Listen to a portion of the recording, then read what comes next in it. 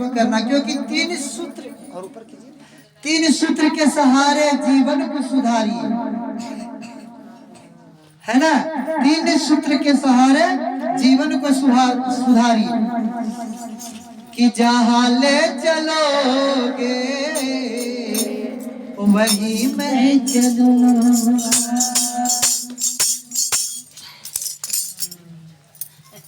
किसी भी गुरु चरणों का दास मैं बनूंगा, जहां ले चलोगे वही मैं चलूंगा।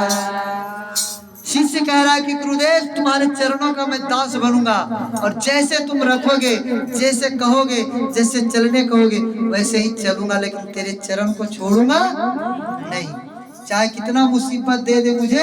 अभी दीदी कह रही थी, उषा दीदी ना, कि किसी के घर में मुसीबत हो जाता है तो छोड़ देते हैं, सच में छोड़ देते हैं, लेकिन छोड़ना क्यों है भाई।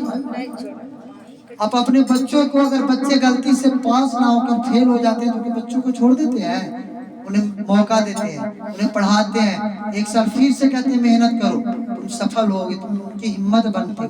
तो हम हिम्मत बने ना, हिम्मत बन के किसी की जिंदगी संवारे। अगर हमारी बातों से किसी की जिंदगी संवर जाए, इससे अच्छी बात क्या हो सकती है।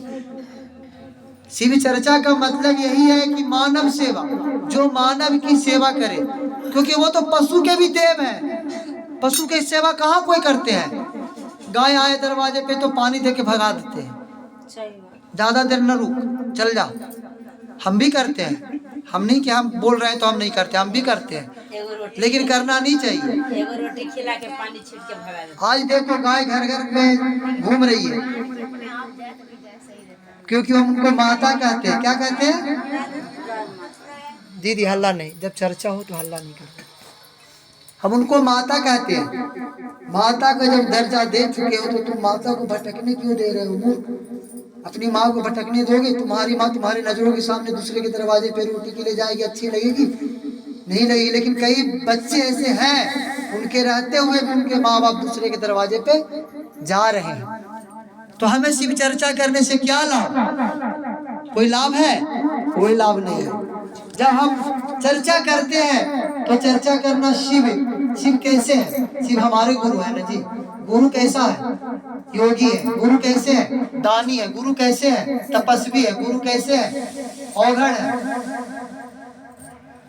गुरु ज्ञानी है। हम किसी को बिगाड़ नहीं सकते हैं, तो सुधारने की कोशिश करें। पुष्प नहीं बन सकते तो तुम कांटे बन के मत रहे। अगर फूल नहीं बनना है तो मत बनो, कोई दिक्कत नहीं है, लेकिन किसी के लिए कांटे मत बनो, उसे चुभे। शिव को गुरु मानने का यही तात्पर्य था साहेब भैया की। उनके पास किसी भी आवश्यकता, किसी भी सामान, किसी भी धन, किसी भी संपदा की कमी नहीं थी। कमी थी तो बस ज्ञान की। वो ज्ञान कहाँ मिला? शिव के चरणों में जाके। शिव से ज्ञान प्राप्त हुई साहेब भैया को शमशान में। साधना उसी को कहते हैं। पहले उन्होंने साधना किया, डेली गए शमशान सिद्धि करने के लिए, सिद्धि करने के लिए।